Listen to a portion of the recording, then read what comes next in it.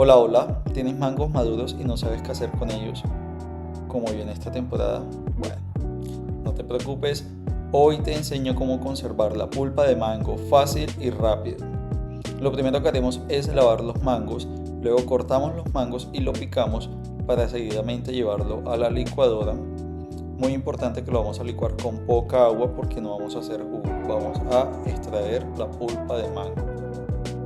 Después que tengamos el mango licuado lo vamos a colar para seguidamente guardarla en porciones, en bolsas herméticas y listo, directo al congelador.